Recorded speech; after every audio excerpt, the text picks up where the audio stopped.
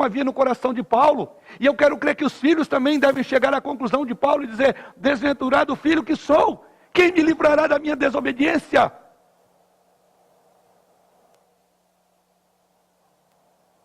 A razão é a nossa inabilidade. A razão é a nossa incapacidade de obedecer a Deus e de fazer sempre aquilo que é agradável e correto aos seus olhos. Querido marido, querida esposa, querido pai, pais e filhos, nós somos parte de uma raça caída, uma raça espiritualmente depravada e limitada pelos próprios defeitos do pecado. Nós somos, não esqueça, filhos de Adão e Eva, herdamos a sua natureza, a nossa mente está escurecida pelo pecado, a nossa vontade é inclinada para o mal, o nosso coração é duro. É por esse motivo que não somos o que devemos ser à luz da palavra de Deus. É por esse motivo que eu e você travamos uma luta enorme com esses preceitos descritos em Efésios capítulo 5. Mas Deus não coloca isso sobre o seu coração ou sobre você. Mas há um ponto importante. Mas mesmo assim Paulo determina que certas atitudes sejam tomadas pelo marido e pela mulher, pelos pais e pelos filhos. Reconhecemos sim que não podemos obedecer com base em nossas próprias forças. Porém isso não anula o fato de que nós devemos agir. Do contrário, não seria um mandamento. Isso nos faz lembrar um momento em que Neemias orou pedindo a Deus proteção. Lá em Neemias capítulo 4, verso 16, verso 17 e 23. E ali ele ora a Deus pedindo proteção. Mas ao mesmo tempo ele arma os seus homens para o combate. Ou seja, ele viu a responsabilidade. Confiava que Deus poderia fazê-lo. Mas ele se armou. Ou seja, há uma responsabilidade sobre mim e você. Os efeitos da queda do homem se revelam particularmente de forma destrutiva, principalmente na área sexual, na área do casamento. Se os irmãos tiverem oportunidade, ou já tiveram oportunidade de ler as várias listas de pecados descritas no Novo Testamento, essas listas, na sua maioria, são encabeçadas por pecados relativos a desvios na natureza sexual. Isso é muito forte no Novo Testamento. Ou seja, a queda do homem afetou primariamente a família. E é nela que nós vemos as manifestações mais hediondas do pecado. Como, por exemplo, adultério, abandono, estupro, espancamento, mentiras, fingimentos para com as pessoas que juramos um dia amar e ajudar. É aí onde moram os maiores pecados. Ou os pecados que a Bíblia sempre salienta em suas listas. Querido irmão, eu e você precisamos ser pessoas cheias do Espírito Santo, controladas pelo Espírito Santo, capacitadas pelo Espírito Santo para assim obedecer a Deus no que diz respeito à família ou aos deveres consequentemente impostos sobre cada um de nós. Um escritor irlandês chamado Oscar Wilde descreve em um dos seus livros, uma agonia de um homem condenado à morte por ter assassinado a sua esposa. E ele assim descreve que ele andando de um lado para outro de sua cela, este homem angustia-se não tanto por estar às portas da própria morte, mas por ter matado aquela que ele jurou amar um dia. E assim, esse escritor escreve, concluindo esta parte, dizendo assim: cada homem mata aquilo que ama. Que todos ouçam isso. Alguns o fazem com um olhar amargo, outros com palavras bajuladoras. O covarde mata com um beijo e o bravo com a espada. Sem a graça de Deus em nossos corações, nós acabamos por violentar, por ferir, por matar mesmo os nossos entes queridos, por meio de palavras, de olhares, de gestos, de coisas com as quais depois haveremos de nos arrepender mais tarde. E às vezes, tarde demais. Mas a terceira e última implicação da necessidade da obra do Espírito Santo para cumprirmos com esses pré-requisitos é que espiritualidade e fidelidade no lar caminham juntas. Não há como ter um lar feliz se não andar em espiritualidade. Se não andar com uma vida plena do Espírito Santo. É a implicação natural do que Paulo argumenta. A vida no Espírito, ela é na verdade adequada ao casamento. Não pode haver felicidade sem plenitude. Quem anda no Espírito tem vida controlada, como a própria Bíblia diz. Não é uma pessoa dissoluta, não é uma pessoa que desperdiça os seus bens, mas é uma pessoa sim, que se preocupa com os outros. É uma pessoa que é sensível à necessidade do outro. E como isto é importante no casamento. Como isto é necessário. Uma pessoa cheia do Espírito Santo é de fácil convívio. Aliás, convívio é uma palavra-chave em nossos dias. As pessoas sem o Espírito Santo precisam, o quê? De estímulos. Eu chamaria até mesmo de anestésicos para conviver com outras. Posso ilustrar isso nos homens que vão para os bares, para os clubes, e lá a conversa só fica melhor depois de um aperitivo? Por que que fazem isso? É porque o álcool solta a língua. O álcool derruba as inibições desses homens. Eles se sentem muitas vezes até mais à vontade, se não conseguem falar, e não conseguem falar se não for com efeito da bebida. Para poder até assim conviver, eles bebem para ser mais sociáveis. É por isso que nas festas sociais não pode faltar aperitivos. É outra maneira de conviver. Aliás, o texto sagrado diz exatamente isto: não vos embriagueis com vinho, no qual há dissolução. Verso de número 18.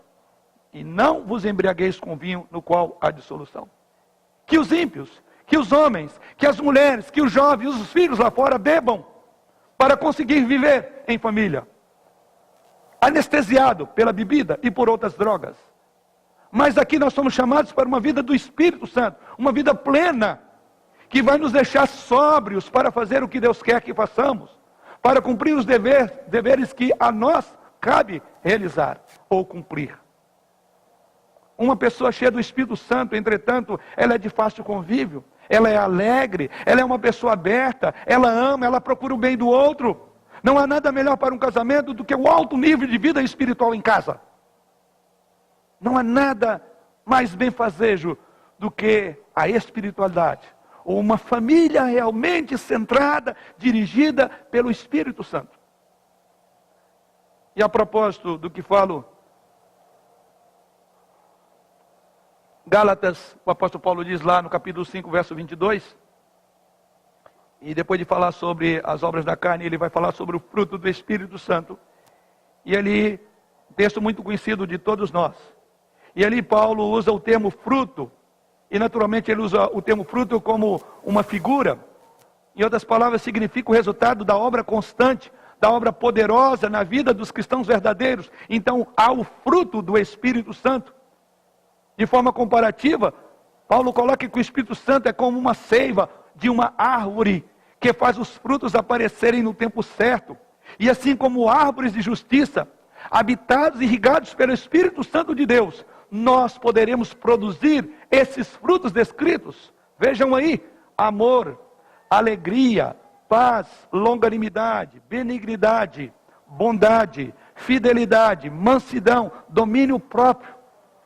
Parece até que Paulo tinha em mente o casamento quando escreveu essa lista.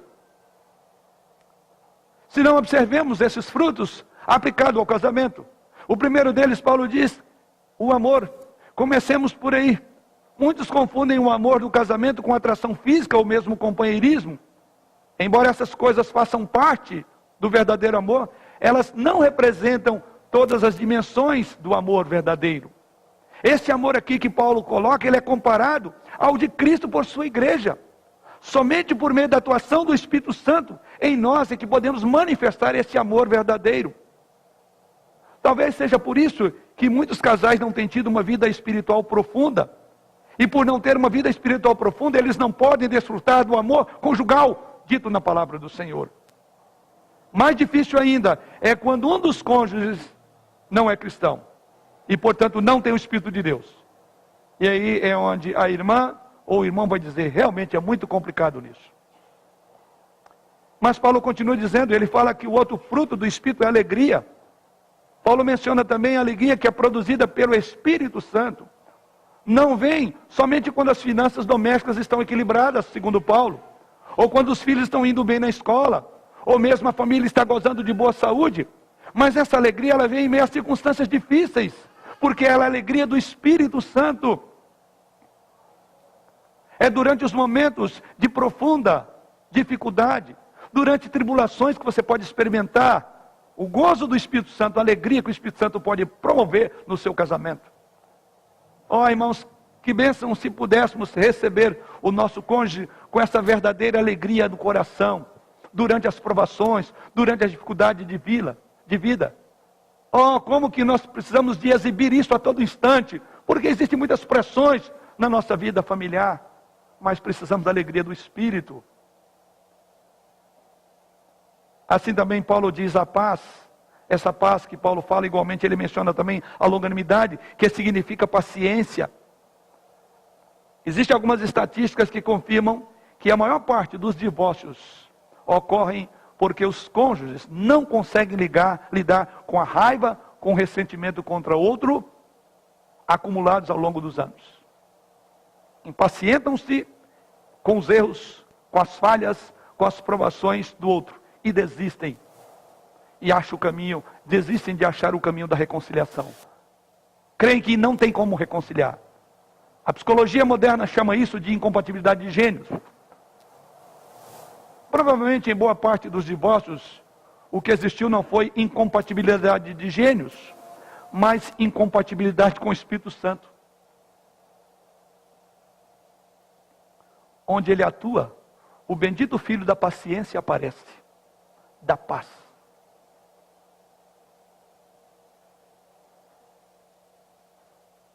Você não sente que a sua impaciência e a sua irritabilidade que causam tantos atritos no seu casamento? Você já parou para pensar nisso, querido? E o fruto do Espírito? Paulo continua na sua lista e prossegue dizendo a benignidade e a bondade. E esta benignidade e bondade que Paulo menciona em seguida são muito parecidas. Significam procurar constantemente o bem da pessoa amada. Como você vai fazer isso se você tem desejos mais por você do que pela pessoa amada? Se você procura o seu direito? Os irmãos entendem que se não for uma vida sob a direção do Espírito, você jamais será benigno e bondoso, porque é procurar o bem do outro. Perto desses conceitos, Paulo continua falando de fidelidade. Esta é a qualidade de alguém em quem podemos confiar sempre. É alguém que não vai nos decepcionar. E nesse sentido a Bíblia diz lá em Deuteronômio capítulo 3, verso 4, que Deus é fiel. Ele nunca nos decepciona. Sim, irmãos, fidelidade deveria ser uma das características mais marcantes da vida cristã. Fidelidade ao cônjuge, especialmente ser fiel naquilo que você um dia prometeu durante a cerimônia de casamento. E aonde está a sua fidelidade? A garantia de que você vai cumprir. É uma atitude cada vez mais rara na sociedade em que vivemos. Em vez de fidelidade, o que temos visto nos casamentos? Traição, adultério, infidelidade. São cada vez mais aceitáveis como base para o divórcio. Mas o fruto do Espírito é fidelidade. Vida plena do Espírito não divorcia. Porque não busca o seu próprio interesse, mas o do outro. Mas Paulo continua e cita ainda a mansidão. Mansidão significa gentileza nas atitudes e no comportamento, em contraste com a maneira rude, do modo como muitas pessoas tratam umas às outras, e até mesmo dentro do casamento, da relação dos pais com os filhos, e vice-versa. A tradução da Bíblia, há uma outra tradução que diz, seria sempre falar de forma suave, ou outra tradução, jamais levantar a voz para outra pessoa. Mansidão é aquela capacidade dada pelo Espírito Santo, de você suportar com gentileza, com paciência, as provocações, inevitavelmente, que aparecem no seu relacionamento. Você vai ter esse espírito, essa gentileza. certamente para os que não têm o Espírito de Deus, isso se torna impossível. É impossível para aqueles que não têm o Espírito de Deus. Mansidão para aguentar a ironia. Mansidão para aguentar os sarcasmos. Mansidão para aguentar os gritos. Mansidão para aguentar os acessos de raiva e as incompreensões. Ela vem como fruto do Espírito Santo. Essa mansidão, ela está nesse corpo, nesse cacho desse fruto do Espírito Santo. Finalmente, Paulo menciona o domínio próprio. Como esse aspecto da operação do Espírito Santo em nossa vida é importante no casamento. Literalmente aqui significa ter controle sobre o eu, sobre o ego. É controlar a você. Tiago diz isso em outras palavras, que o homem consegue controlar a língua, ele domina o mundo. Nosso problema não é o outro. Nosso problema é o nosso coração. De todas as qualidades necessárias para um casamento feliz, talvez essa seja a mais importante e a mais difícil de ser obtida por nós mesmos. Mas na força do Espírito Santo, nós teremos domínio próprio.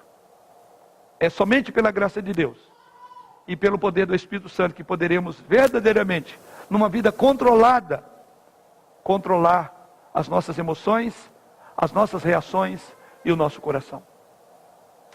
Vida plena do Espírito Santo é a vida que cumpre com tudo isso que está nos capítulos 5 e no capítulo 6 de Efésios. Eu quero concluir com algumas orientações práticas.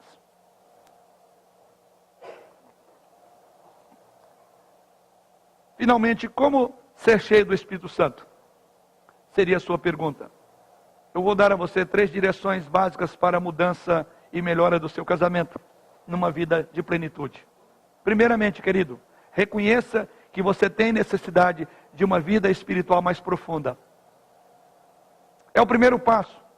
O Senhor Jesus Cristo disse certa vez, no último dia, o dia de uma grande festa, em João capítulo 7, versos 37 e verso 38. E as palavras de Jesus ali são essas: se alguém tem sede, venha a mim e beba. Quem crer em mim, como diz a Escritura, do seu interior fluirão rios de água viva. E o texto sagrado diz que ele se referia ao Espírito Santo. Quando ele diz, se alguém tem sede, vem a mim, ele dizia com respeito ao Espírito que eles haveriam de receber. Ou seja, o primeiro passo é reconhecer que eu e você temos uma profunda, uma extrema necessidade de reconhecer que a maior causa das atitudes errôneas, nossa ou do nosso cônjuge, é a falta de beber mais de Jesus. É a falta desse fruto do Espírito Santo em nossa vida. Portanto, então não culpe o seu cônjuge, nem o seu temperamento, nem mesmo as circunstâncias. Aceite mansamente que você está vivendo uma vida abaixo dos padrões de Deus. Você que não tem vivido a vida na plenitude. Esse é o primeiro passo. Reconheça então humildemente diante de Deus que você precisa dele e do seu Espírito para cumprir com aquilo que Deus requer de você no casamento. Voltando ao texto de João capítulo 7, Jesus Cristo compara ali a ação do Espírito Santo ao movimento de águas. Ele fala beber de águas vivas. Ou seja, nós sabemos que quando a água é derramada, ela escorre procurando os lugares mais baixos. E quando encontra, ela então enche imediatamente aquelas regiões mais baixas.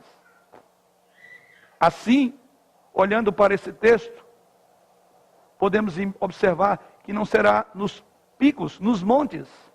Assim também o Espírito Santo não vai encher corações altivos. O Espírito Santo não vai encher corações soberbos. O Espírito Santo não vai encher corações orgulhosos, mas aqueles que estão profundamente quebrantados. Você quer começar a encher-se do Espírito Santo? Comece dizendo, Senhor, a culpa é minha, perdoe-me, eu tenho prejudicado esse casamento. Eu tenho prejudicado a relação. Eu tenho prejudicado o meu filho, ou o meu pai, ou a minha mãe, porque a culpa é minha. Porque se o seu coração continuar altivo, se você continuar defendendo os seus direitos, você não terá a plenitude do Espírito Santo. Águas não sobem morro, não ficam em cima, mas em lugares vazios. Esvazie-se de você. Isso é vida plena do Espírito. Segunda orientação: ore pela plenitude do Espírito.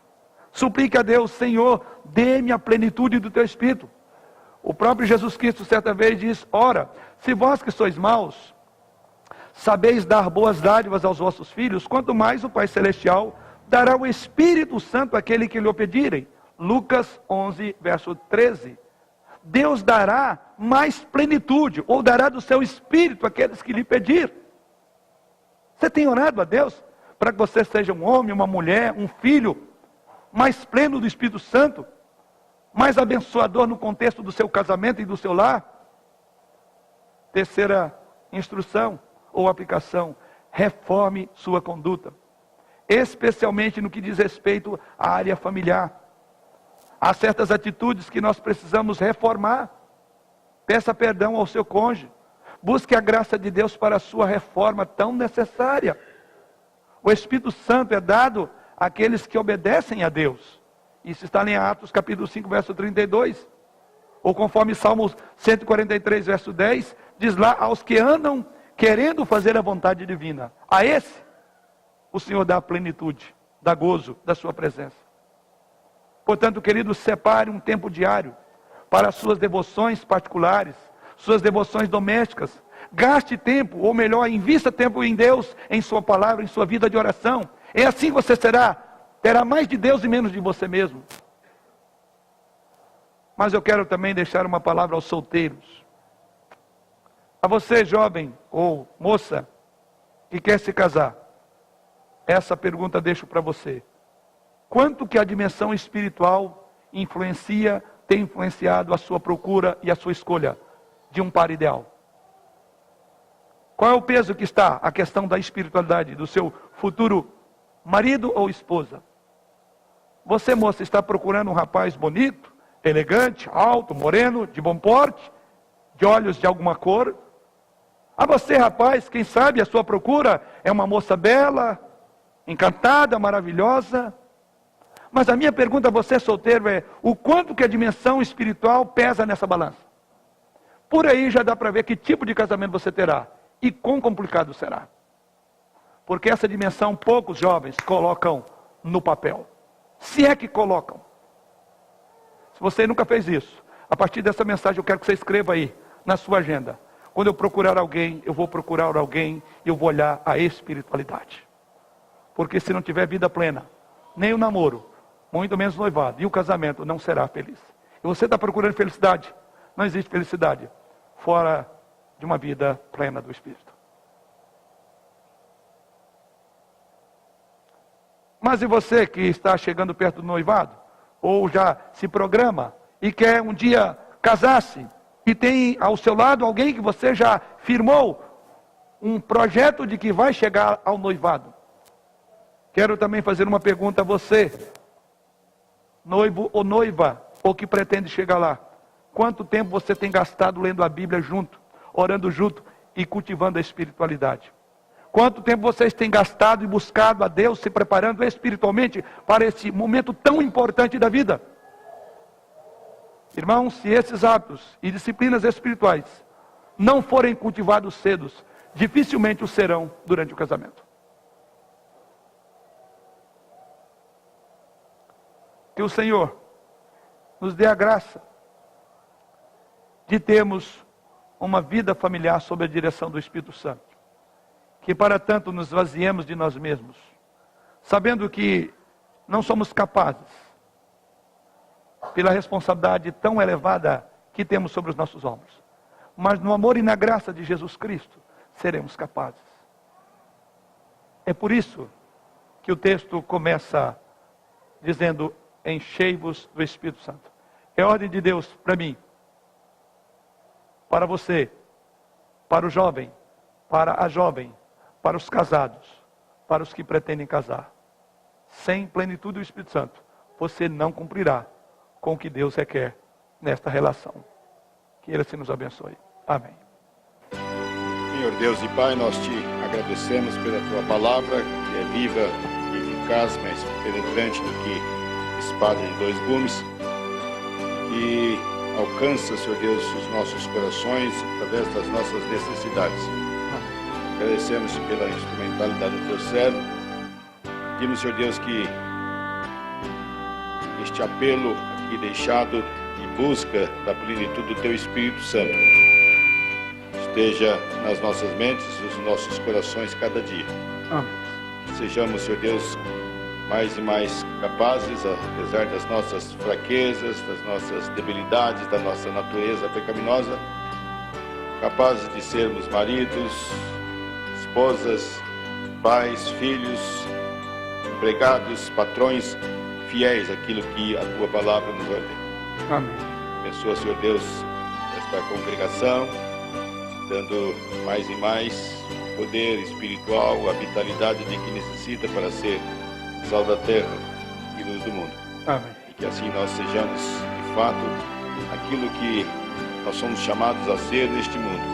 Testemunhas Tuas, pessoas que possam, através do seu viver, como também do seu falar, espelhar o brilho de Jesus Cristo, a força do Teu Espírito nas nossas vidas. Amém. Pedimos, Senhor Deus, que nos acompanhes de volta para os nossos lares e abençoes a cada um nas suas atividades dessa semana. Seja cada um, Senhor Deus, um testemunho vivo, através das suas ações, através das suas palavras, daquilo que tens feito na vida de cada um. Amém. É a nossa oração agradecidos, suplicando-te ainda mais uma vez o perdão das nossas falhas, dos nossos pecados, em nome de Jesus. Amém.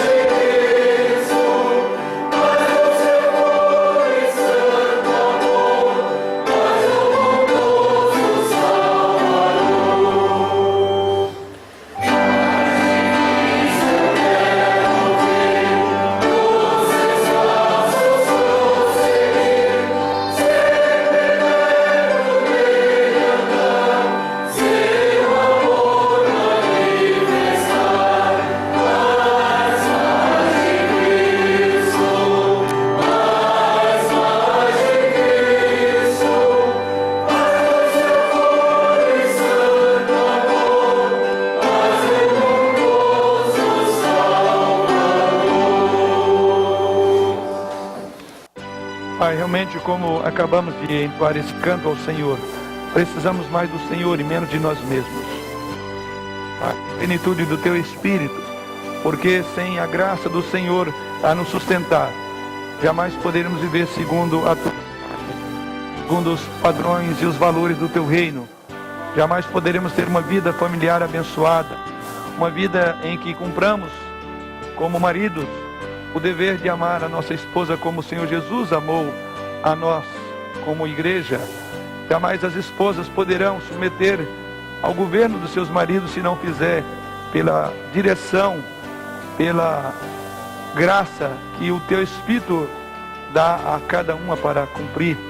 Jamais os filhos poderão ser obedientes aos pais se não forem através do Espírito Santo. Jamais como pais poderemos sim educar os nossos filhos no temor que a Ti é devido, não provocando a ira neles, se não estivermos vivendo uma vida na plenitude do Teu Espírito. Por isso, mais e mais de Jesus nós precisamos. Precisamos do Senhor, assim como o ar que respiramos, como oxigênio, assim é necessário, ó Deus de amor, para termos uma vida abençoada, um lar realmente feliz, onde o amor do Senhor esteja caracterizado na vida de cada componente, se não for por meio do Teu Espírito Santo. Confessamos, ó Deus de amor, que somos orgulhosos, estamos cheios de vaidade, estamos em busca da nossa defesa pessoal, em busca do nosso direito, e deixamos de ver o direito do outro, e somente podemos fazê-lo quando estivermos revestidos da graça, do poder do Teu Espírito Santo, que nos humilha, que nos faz enxergar que nada somos, que nada temos, e que nada podemos fazer, se não for pela instrumentalidade, pela direção do Teu Espírito. Por isso, ó Deus, confessamos ao Senhor, e muitos dos nossos problemas, das nossas lutas, das nossas dificuldades, não está no outro, mas em nós mesmos, porque não temos voltado o nosso coração em obediência, e não temos convertido o dia a dia humildemente diante do Senhor, reconhecendo o nosso pecado, a nossa distância do Senhor, e consequentemente então ferimos aqueles a quem juramos amar um dia. Desobedecemos aquele a quem juramos obedecer. Por isso, ó Deus de amor, precisamos do Teu Espírito, que é sob a direção do Teu Espírito que poderemos ter uma igreja abençoada, uma igreja vibrante, alegre, uma sociedade que de fato viva para a glória do Senhor, e uma família que realmente seja luz, que seja sal da terra. Por isso, humildemente, reconhecemos nesta noite nossas famílias, a cada um em particular, que temos pecado por não buscarmos mais a plenitude do Espírito, buscando uma vida de esvaziamento da nossa glória e buscando a glória do Senhor acima de todas as coisas. Reconhecemos que a Tua palavra nos encoraja, porque ela nos dá a direção, o caminho, que é sermos cheios do Teu Espírito. E é o que te pedimos nessa noite, dá-nos mais da plenitude desse Espírito, para que mais do Teu caráter, da Tua vida seja vista em nós, como marido, como esposa, como pais e filhos, e menos do pecado de nós mesmos seja vista em nosso casamento e em nossa relação familiar. Assim pedimos-te essas bênçãos e as agradecendo, sabendo que Tu mesmo, aquele a quem pede, o Senhor haverá de dar. E assim nesta noite, nós, ouvindo a palavra e a voz de Jesus Cristo, reconhecemos que temos sede, e por isso vimos a presença do Senhor Jesus Cristo para beber dele, para que do nosso interior possa assim jorrar água viva. Assim, em nome do Senhor da igreja, o Senhor dos nossos lares, o cabeça do nosso lar, do Senhor Jesus, é que oramos. Amém. Que a graça do nosso Senhor e Salvador Jesus Cristo, que o amor de Deus, o nosso Pai, que a comunhão, as consolações e os ensinos do Santo Espírito repousem sobre vós e sobre todo o povo de Deus, agora e para sempre. Amém.